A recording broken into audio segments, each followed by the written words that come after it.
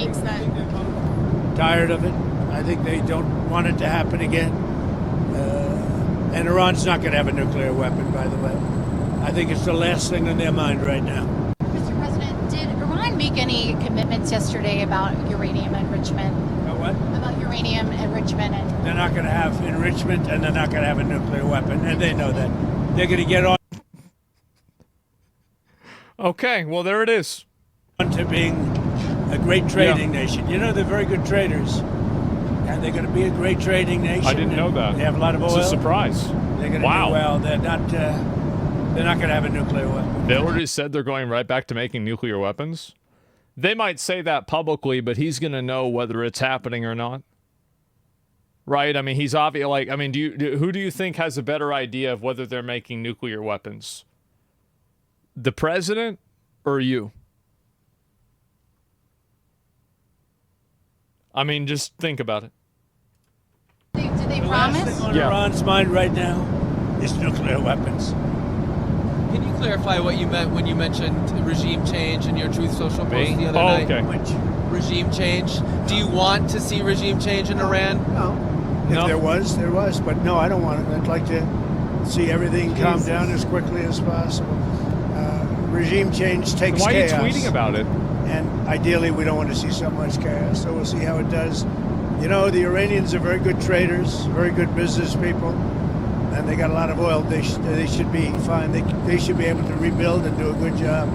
They're never going to have nuclear, but other than that, they should do a great job, which is exactly where I've been saying for years. You cannot let Iran have a nuclear weapon. But we're going to be with, where's Marco? I think Marco's here someplace. You know, our great Secretary of State. But we cannot let them Just have right a nuclear behind weapon. him. They won't have a nuclear weapon.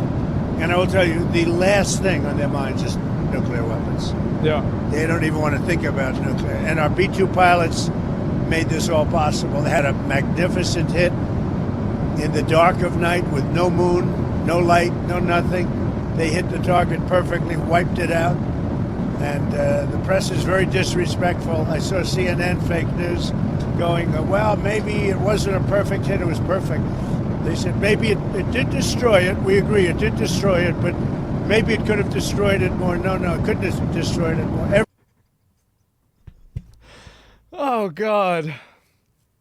It hit the target perfectly? There's never been a more perfect target hit than this.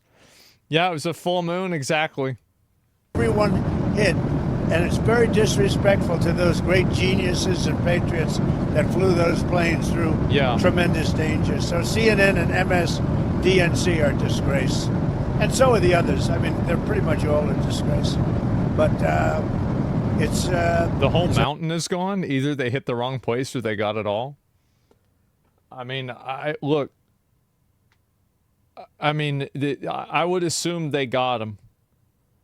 What happened to the enriched uranium? In my opinion, there's a chance that they sold the enriched uranium to Russia or to China or something like that, or they were allowed to hold on to it as long as they didn't move it somewhere. Like, there's probably some sort of back channeling deal that they have with that. Like, it's not like, I mean, can we just rule out the option that this is just some unknown wild card that they have no awareness of?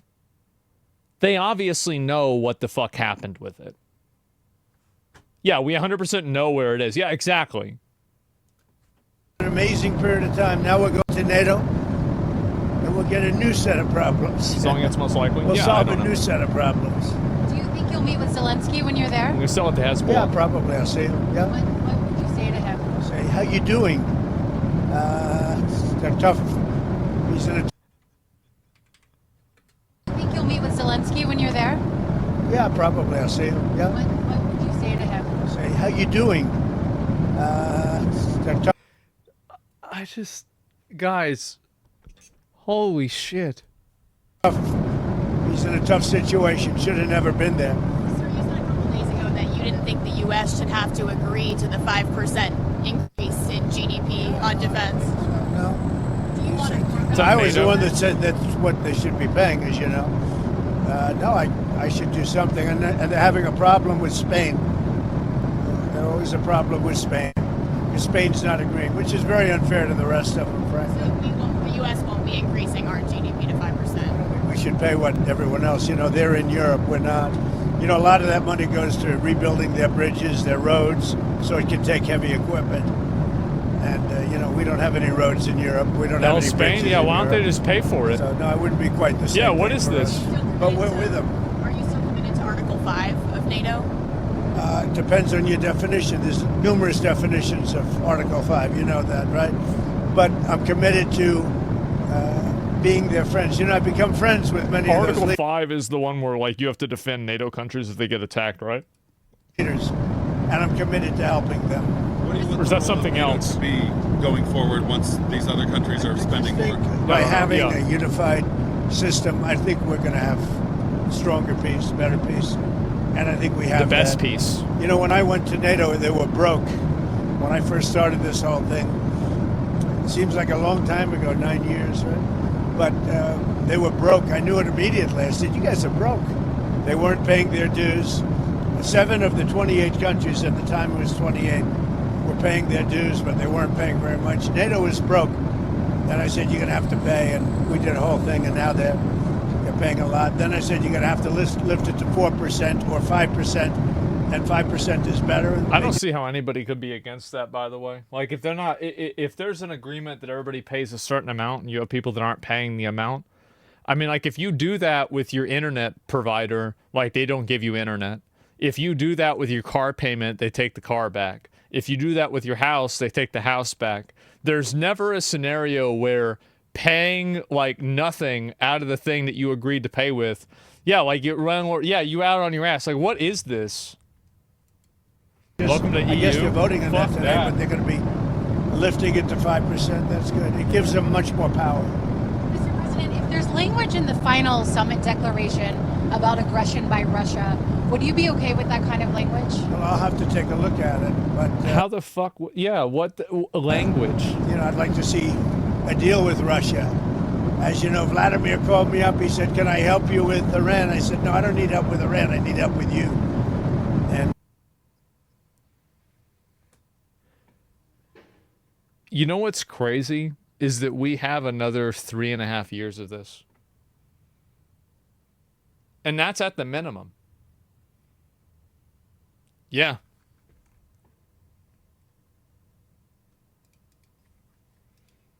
I hope we're going to be getting a deal done with Russia. Yeah. It's a shame. 6,000 7.5 soldiers years? died last week. You're More. could be right. 6,500 soldiers died last week.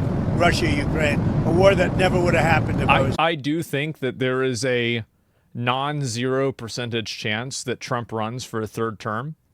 And I think that there is a high percentage chance that if Trump runs for a third term and at that point that he starts running, that he's effectively neutralized Iran, established some degree of, stability in the Middle East, and the Ukraine war is over, I think there would be a lot of people that would vote for him. I do. And in my opinion, I think it would be, I think he would win. How can he run a third term? Just by doing it? I don't support him running for a third term. But I think it could happen. Yeah, don't forget the files. Yeah, yeah, exactly. The only one that can beat him is Obama. Well, how could Obama run for a third term? He's already been president for 2 terms. That's unconstitutional. So Obama couldn't run against Trump. President. So enjoy your flight. Let me ask you one more follow-up. In your comments just now about Article 5, that will probably make some people in Europe concerned. Can you clarify what you mean? Are you still committed to mutual defense? I'm committed to saving lives. That'd be I'm committed ridiculous. to life and safety. And I'm going to give you an exact definition when I get there. I just don't want to do it on the back of an airplane. Okay? And one other question on energy. What's your take on the oil price situation right now, and are you went concerned? down. I love it. It dropped almost $10 yesterday. I put out a statement, get it down, because a lot of people aren't able to do things when the energy goes down. Right. We have a lot less conflict. So it came down, and our energy department's doing a great job. Mm-hmm. We're drilling like we've never drilled before. We're keeping it down. We're going to keep it down until all these wars are settled. Thank you very much, everybody. I'll see you. Iranian sleeper cells in the United States. Iranian sleeper Biden cells. let a lot of supercells. And Biden was an incompetent president and had no idea what he was doing. He hardly ever signed a document. Other people signed documents for him with the auto pen. It was gross incompetence. And among everything else, he let a lot of supercells in, many from Iran. But hopefully we'll take care of them. What Biden did to this country should never be forgotten. Sir, Do you think you'll get the Nobel Peace Prize now, sir? Bro, the kind of questions and shit that these people ask is amazing. Back over to Leader Jeffers. And oh my God, bro. Like, you got this guy, like, people are, isn't it crazy that these people are so deranged that, like, this has got them rooting for Iran making a nuclear bomb? That's crazy to me. Questions? Mr. Leader, you just said that the president's characterization that the program had been obliterated was a misrepresentation. What is your assessment? No, I didn't say it was a misrepresentation. I said there have been no facts that have been presented to the American people or to the Congress to confirm that Iran's nuclear program has been completely and totally obliterated. What a stupid way to say it. What a idiot. What a dumb idiot. So, number one, the nuclear program hasn't been obliterated because they still have 3 sites that didn't even get bombed at all. So, like, you're already beginning on a premise that's a lie. Like, that was never the conversation. It was not about them having any uranium or about having any nuclear. It was about them making bombs. Timu Obama? I mean, no, don't disrespect Obama like that. This guy's not even that. This guy's just a clown. Isn't this the guy that had the 24-hour crash out for nothing? He filibustered nothing. This is the same guy, right?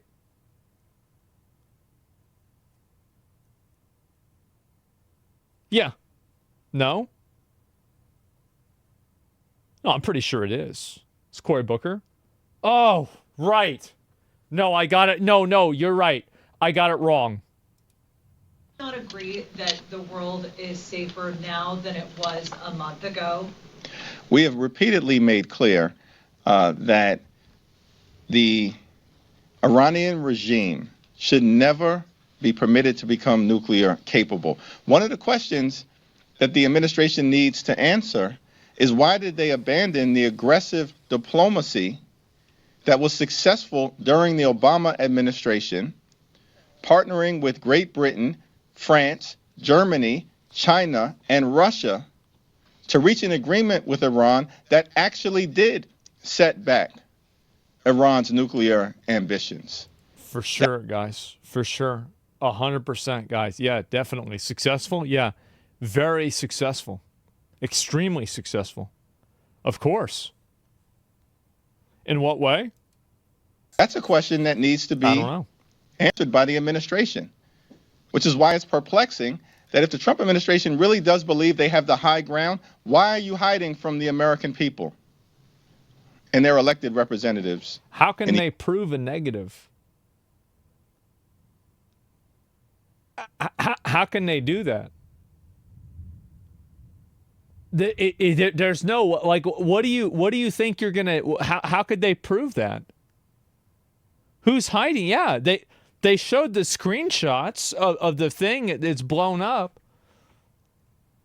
Hexes said Iran's nuclear program was obliterated without evidence. He's responding to that. What are you talking about? Well, I mean, do you really think that they don't have any evidence of that? What about the fact that the entire thing looks like it got collapsed and it got hit by bunker busters? Like, what evidence do you need? Do you want them to go in and, like, you know, there's like a nuclear bomb and it's like broken half? Like, what do you expect to see? Like, what would be evidence in your mind? They dropped 12 bunker buster bombs on that. People were discussing if 2 would be able to destroy it. Before the bombing happened, the conversation was, would you need 1 or 2? They dropped 12. What the fuck do you think? What do you think? Yeah, Iran agreed to a ceasefire right after? Yeah, of course. The 200 foot of solid mountain rock, absolutely no guarantee all the centrifuges are destroyed. There's no guarantee. You're right. There's no guarantee. But I think there's a pretty high probability. I'll tell you that. Definitely a pretty high probability. You don't deserve clear evidence. The cracks in the earth were not there before the bombs dropped? Yeah. They should draw a big red X on the site so people know it's destroyed. That's true. That's what they should do. Yeah, if they want evidence on it, just release another picture of it with an X over the site and be like, see, the X indicates that we've destroyed it. This is the proof that you need. A health bar. Yeah, like an empty health bar. I like that. We have major breaking news into CNN. 3 sources tell CNN that according to an early U.S. intelligence assessment, the U.S. military strikes on 3 of Iran's nuclear facilities last weekend did not destroy the core components of the country's nuclear program and likely only set it back a few months. That's right. So this is an assessment that actually is out from the Defense Intelligence Agency. That is the Pentagon's intelligence arm. And it was based on a battle damage assessment conducted by U.S. CENTCOM after the strikes, according to one of the sources. Let's go to CNN national security correspondent Natasha Bertrand, who has this exclusive new reporting.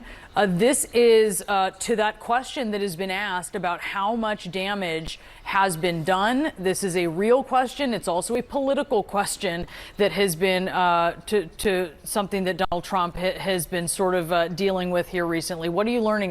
Give me a second. I have to answer something. All right. Anyway, let me go back a little bit. And love you, bro. Yeah, not good news. We'll see what happens. It's unclear right now. It's still very unclear, and we don't really know what's going on. They were calling. I guess I'll just say straight up what it was.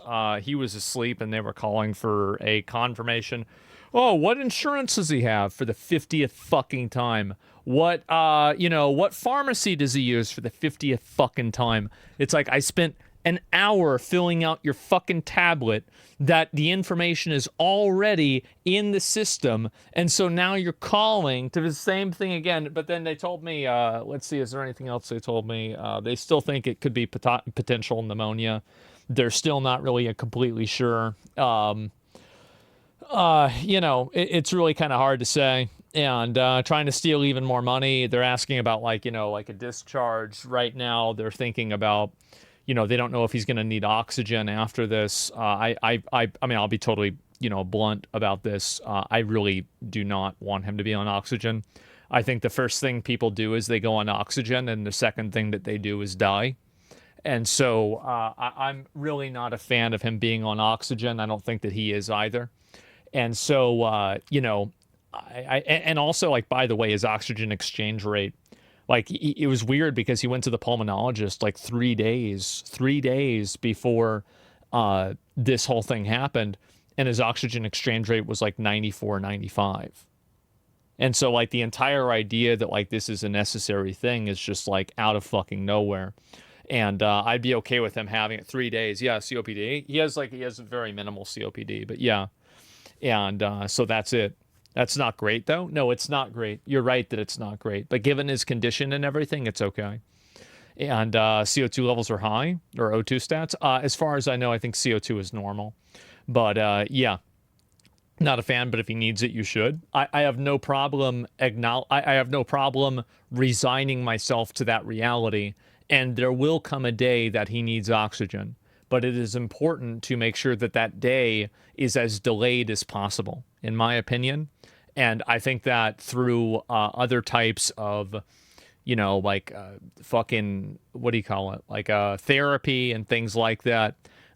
This is not his day. Yeah, like I want that day to be as far in the future as possible. I know that's going to happen. I know it's going to happen. That's just the way it is. But hopefully not soon. And we'll do whatever we can to prevent that and push that timeline back as much as possible. So, yeah. How much do you pay for insurance? It's just the hospital trying to make sure they're doing a good job. Like, I never get mad at the woman there who's calling. She's trying to do her job. She's trying to do her best. I'm not going to get angry at her, right? And so, yeah, that's about it. Is that why you didn't stream yesterday? Yeah, I was at the hospital all day. And let's see here. She was active, didn't need oxygen for a while. Now she does. Yeah, of course. And they'll just do a walk test on him. If he can walk around without getting short of breath, he'll be fine without oxygen. That's probably what they meant.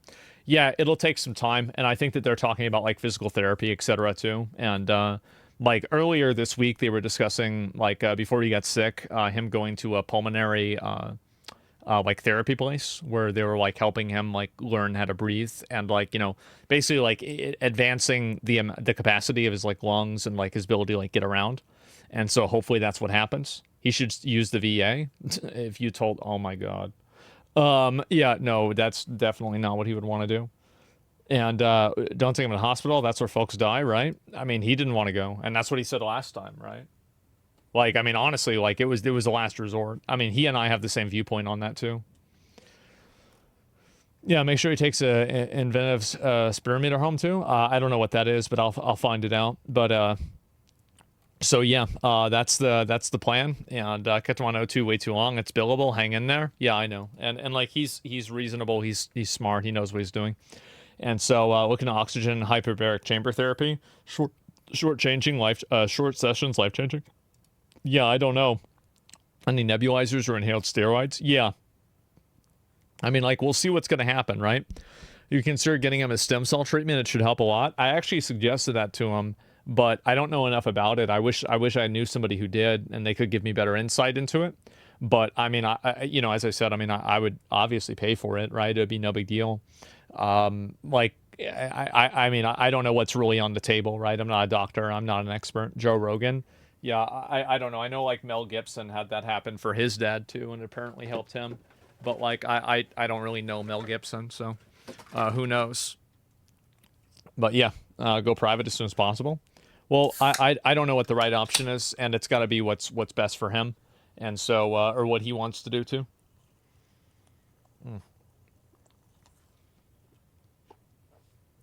They might say he needs oxygen at home just so they can be discharged early, but it's not permanent. No, I'd be okay with that. If it's meant as a palliative thing in order for him to, like, kind of move past a situation. But how old's your dad? He's 78. My dad's 78. You know, everything else, like, you know, heart rate's normal, blood pressure is like 100 over like fucking 60 or something like that. You know, every single other, like, vital that he has is, like, pretty much perfect. It's just this lung situation that's problematic. And so, yeah, there you go. 78's he's young these days with medicine and stuff. No, it's not. A lot of people die. But we're going to do our best to make sure that's not what happens with him. And I'm going to do my best. He's trying to stick it out. And so, you know, I'm realistic and honest and direct. And sometimes it can come off as bleak. But at the same time, you know, that's just the way it is. We'll see what happens. But yeah, that's where we're at. And so they had to call me, and that's just how it is. I took it back a little bit because, you know, obviously interrupt you. So we'll go back. We'll get this here. But I do appreciate it, guys. Thank you. Has been asked about how much damage has been done. This is a real question. It's also a political question that has been to something that Donald Trump has been sort of dealing with here recently. What are you learning, Natasha? Yeah, look, Brianna, this is the first assessment that we are getting that the U.S. intelligence community has found about the battle damage that resulted from those U.S. military strikes on these 3 Iranian nuclear facilities over the weekend. And as you said, it was produced by the Defense Intelligence Agency, which is the Pentagon's intelligence arm. And it is worth noting that it is a very early assessment. The strikes were only a matter of days ago, and the intelligence community is still gathering intelligence. They are still working to come up with a full, comprehensive picture of what exactly happened here. But based on a battle damage assessment that was carried out by U.S. Central Command, essentially looking at the images. I mean, if they build it again, just blow it up again. I mean, I don't know what the fuck we're even talking about. That's obviously the solution. Yeah, I mean, that's 100% what to do. So, like, I don't even know why they're even thinking about this.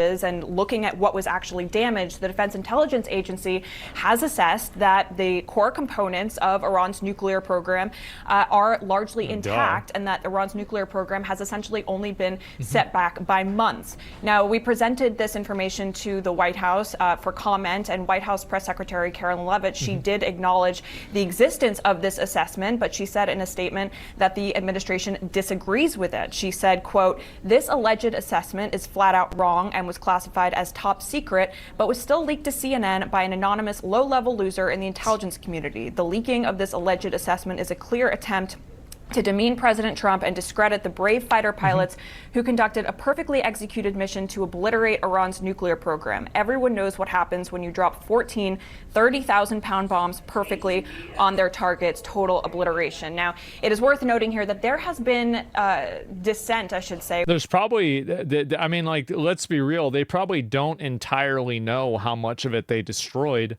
because they can't go underneath and find, like, realistically, how can they figure out whether they destroyed everything? I mean, you have to go with some degree of extrapolation here. I mean, it's kind of reasonable. Within the intelligence community, within the defense community, about just how much of an impact these massive bunker buster bombs would actually have on Iran's nuclear facilities. It was far from certain, given that these bombs had never been tested in an actual combat scenario, whether they would actually penetrate those very, very deep underground tunnels that lie underneath these nuclear facilities. And what we are told is that as of now, this Defense Intelligence Agency assessment, it does conclude at this point, again, it is still very early, that those underground facilities, including the centrifuges, including the highly enriched uranium that everyone has been talking so much about, those are largely intact. Now, of course, this does stand at odds with what President Donald Trump and Secretary of Defense Pete Hegseth have been saying in recent days about the impact of these U.S. military. Well, wait a minute. Let me listen to that again.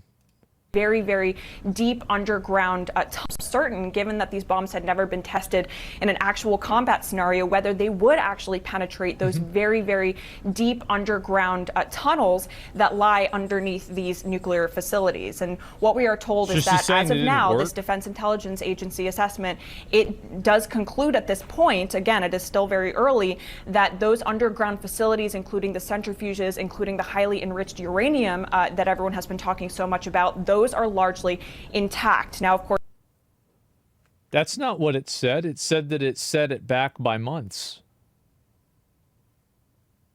That's not, it didn't say that the centrifuges weren't destroyed. Like, that's not what was said. It was largely, like, this is obviously an they're extrapolating what this means and assuming that it turned into something else. She's purposely being confused. You can see what I'm saying here, though, right, about this?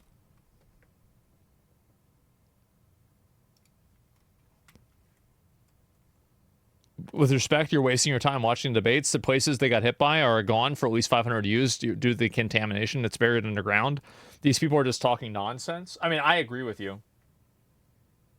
The bombs are tested on concrete, but not on mountain rock, etc. So how deep is the penetration can only be speculated without inside data. Yeah, I mean, obviously, that's why they dropped a bunch of them. Of course, this does stand at odds with what President Donald Trump and Secretary of Defense Pete Hegseth have been saying in recent days about the impact of these U.S. military strikes. Of course, President Trump said it was totally obliterated, and Secretary Hegseth did as well. And he actually also provided CNN with a statement.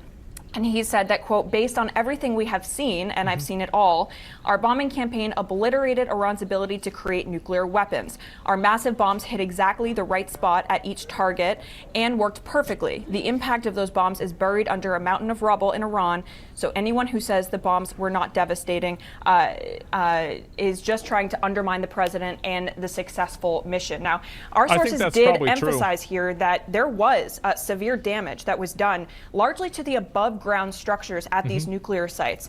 And so there was damage done, of course, by these massive bombs. But the core components of the nuclear program, we are told, they are largely intact, and it only set the program back by a matter of months. Boris Brianna.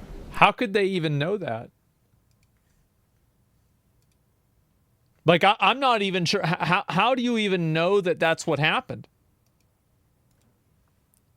Like, I'm very, very confused by this. They don't? Yeah. I mean, I feel like, what are you even talking about? Yeah, this is good. Trump will release the video. That's a good point. Yeah. No, that's a very good point. Is that maybe with all these people saying it didn't happen, it will increase the probability that they actually will release the video about this and kind of set the record straight. I mean, I would really, really like that. I would love that. And so hopefully that's what happens. I mean, we don't know if that's what's going to happen or not, but ideally in a perfect world it is.